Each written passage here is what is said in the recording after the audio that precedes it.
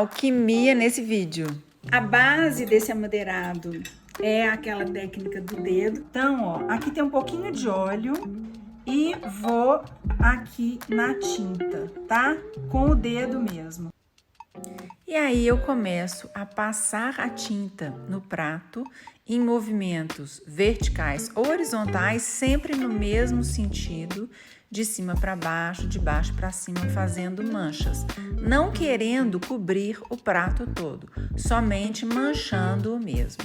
Depois de manchá-lo todo, com um pincel liner e a mesma cor que aqui eu estava usando, o caramel, mas essa técnica, gente, pode ser feita com quaisquer cores, vocês farão traços imitando os veios da madeira e os nós da madeira.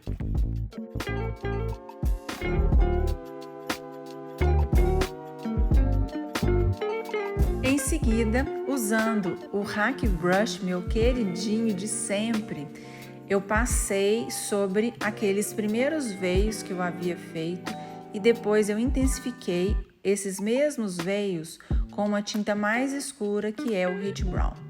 E ainda fiz algumas manchinhas, como se fossem marcas do tempo na madeira.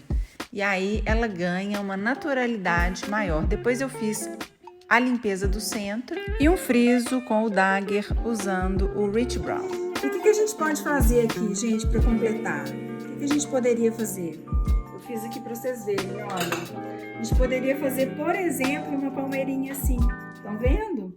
E aqui a gente poderia inventar uma outra textura ou fazer a mesma textura, mas olha que lindo que fica. E eu fiz os dois nos tons de marrom mesmo, tá vendo?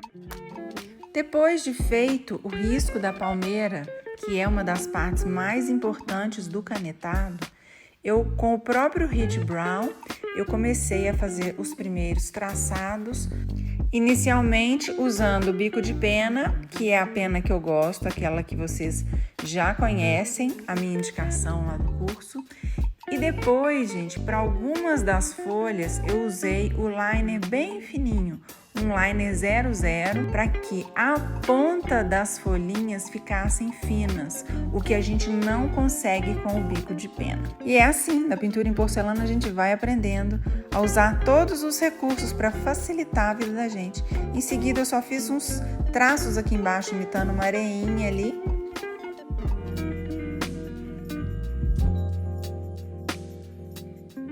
E aqui então nós temos peças lindas para vocês fazerem, nas cores que vocês quiserem e que vai agradar a todos os gostos, não vai?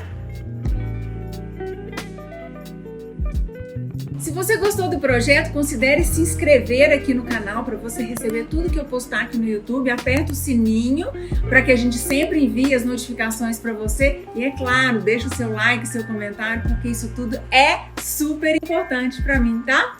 Beijo, obrigada!